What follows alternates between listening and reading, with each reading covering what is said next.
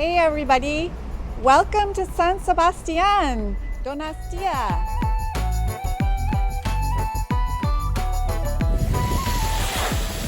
We're Maya and Emre, and today we're in Europe's Hotlist destination, San Sebastian, Spain.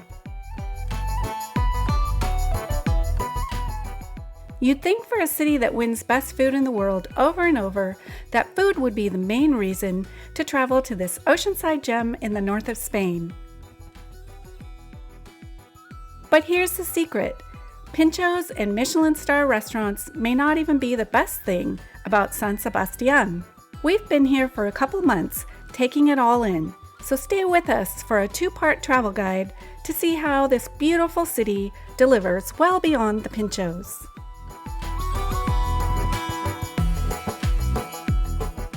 The fantastic scenery and unique experiences of San Sebastian stem from its location in the northeast of Spain on the Atlantic Ocean next to France.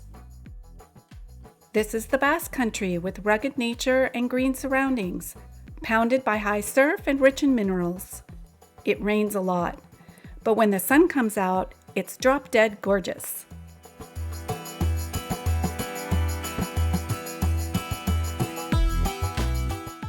As a first step to get to know San Sebastian, let's head to the small marina next to the old town.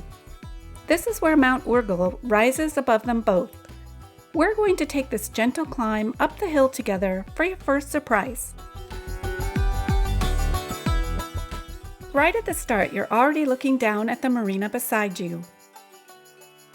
And now the trees part at a stunning lookout. You're up there on the cliff. That's where you're standing. Below you is the coastal promenade around the peninsula. And out there is the wide open view of the whole of Concha Bay, with its beautiful turquoise water under the sun. Santa Clara Island takes the brunt of the Atlantic Ocean's fury when the swells are up. Out behind the island is Hondarreta Beach, the smallest of the three beaches in San Sebastian, but it's no less pretty. Parrots Beak creates a border to the next beach called Concha Beach, with its wide, soft sand at low tide. This beach runs along the bay to Old Town, and it's popular for walking and running. The sand is powdery and super soft.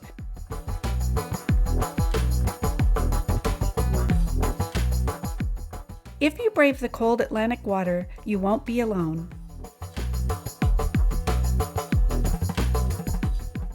All the beaches in San Sebastian are tidal. Their character changes 4 times a day. Each time the high tide arrives, swimming becomes a challenge, and eventually at highest tide, the beach completely disappears. This is when the promenade that runs all along the bay and both beaches wins as the spot to be.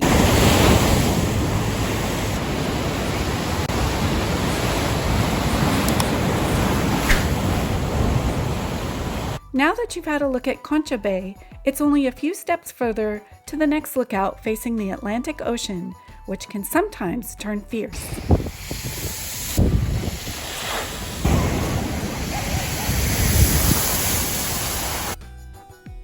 Our tour guide thinks we should keep walking. There's a castle and church at the top and a very casual little bar. And enough trails and forks that you can come back to Mount Urgull for a fresh experience multiple times over your stay.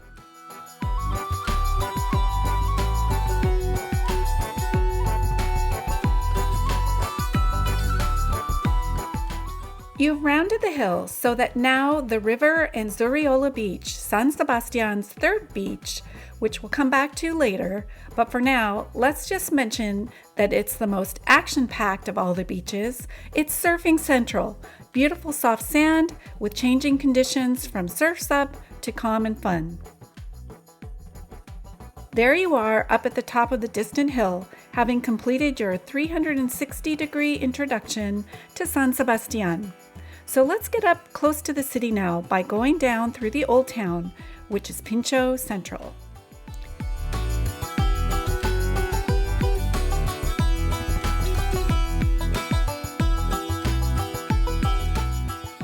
and into the regal city, one of the favorites of Maria Cristina, Spain's past queen.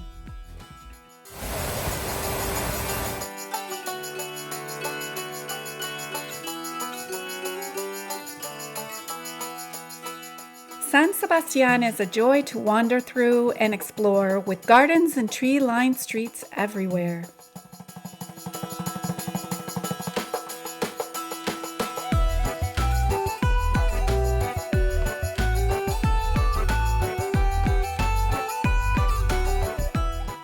Frequent rain keeps the warm yellow sandstone gleaming.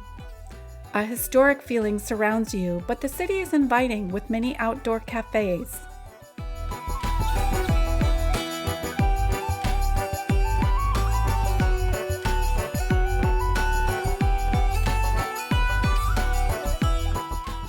Yet it's young, full of baby shops and young families.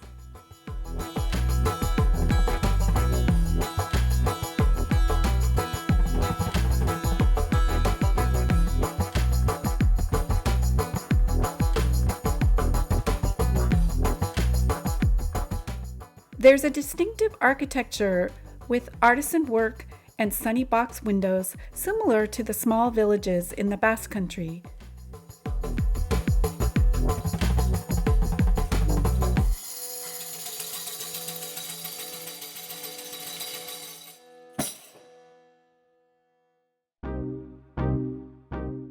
And though thoroughly cosmopolitan, central downtown is a 10-minute run to the beach.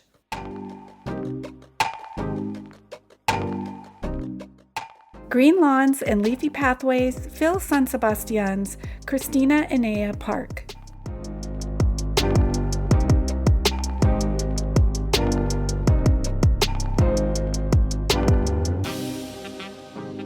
And the swans rule a small reflective pond.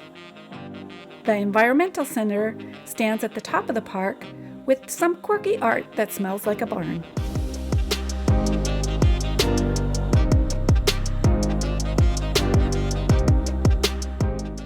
Below the park, a walk along the tidal river tells you the mood of the hour.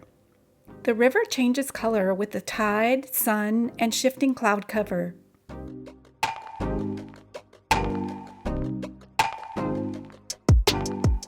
San Sebastian will put you through 4 seasons in one day, sometimes more, so you kind of have to dress for anything.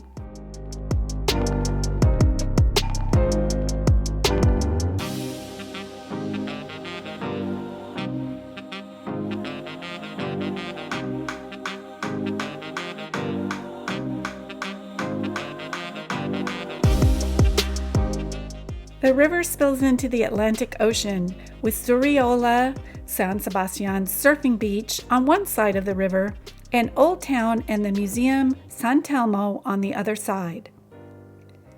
The museum is a great place to orient yourself on Basque history and hides a magnificent cloister behind its modern facade.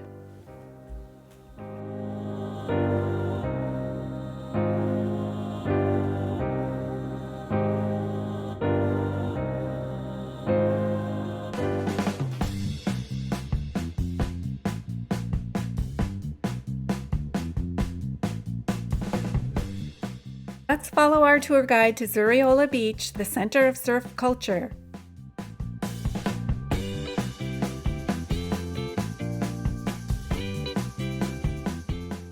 Here in San Sebastian, surfing is for everyone.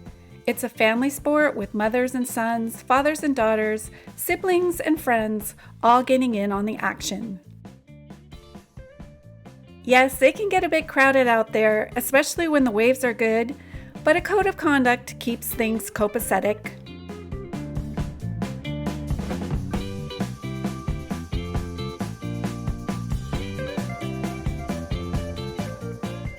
The wide beach's powdery golden sand gets cleaned on a regular basis, and this beautiful sand continues into the water clear of rocks and coral, which makes the sandy bottom bay a great place to learn to surf.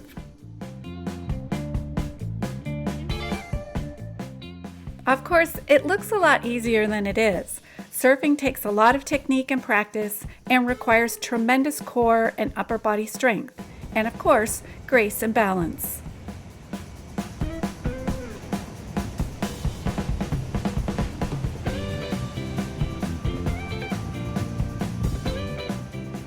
Surfing conditions vary by day and season, but the better surfers tend to ride the 4 to 6 foot waves at the right side of the beach, where they enjoy wedgy beach breaks and swift left and right rides. In front of the spectator stands, where many evenings you'll find great bring your own outdoor parties. When you're at Zurriola Beach, Mount Ulia is beside you, furthest from the city center.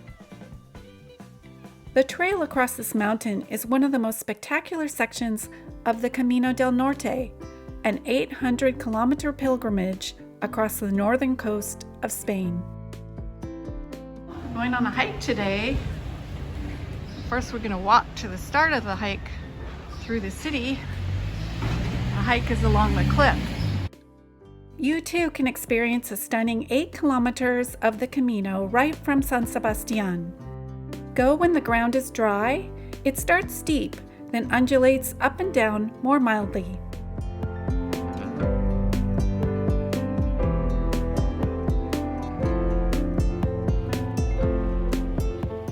Pretty nice, huh? Yeah, it's spectacular. The pilgrims with their heavy backpacks adorned with scalloped shells will be coming toward you south as you head north. They've started in Urgull, Spain, and crossed over from Pasaia on a lovely ferry ride. For them, this is the first day of a 34-day journey to Santiago de Compostela. They will travel an average of 24 kilometers a day. You can go at a slower pace since your trek today is just 8 kilometers. It's very pretty here. Yeah. Guess what? We made it to the lighthouse. I think we've completed at least 6.5 of the 7 kilometers. We're almost done. It was so pretty. Beautiful hike. After the lighthouse, you descend to the scenic inlet of Pasaia and pass 2 more lighthouses. At the end of your walk, you arrive at the charming village.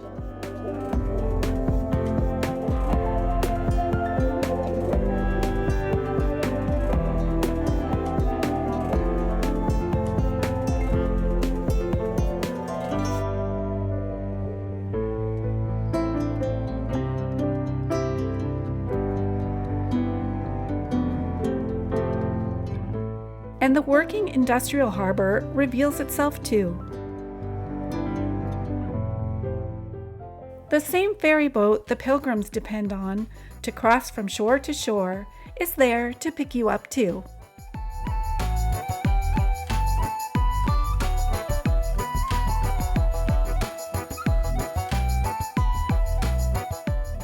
Unless you want to do an out and back, there's a bus back to San Sebastian, where the pilgrims complete their day's journey by walking along the beachside promenade.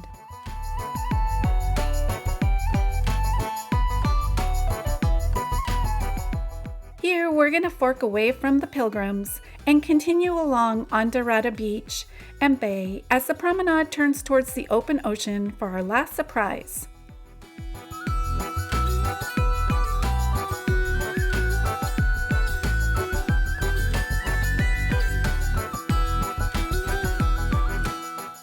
This stone platform may not look like much, but it's one of our favorite places in San Sebastian.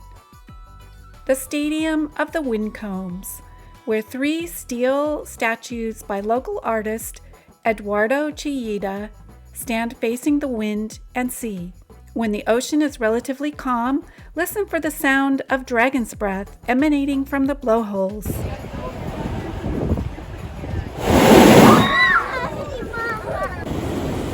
And when the swell is up, the show goes on. Welcome to the splash zone. It's like fireworks with water.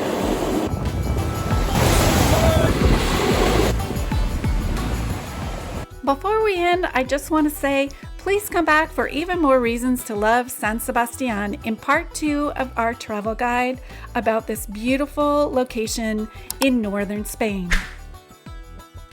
Next time, we'll show you San Sebastian's authentic neighborhood life, nice shops, a UNESCO geological wonder, and Chillida's spectacular open-air sculpture garden with a Basque farmhouse included.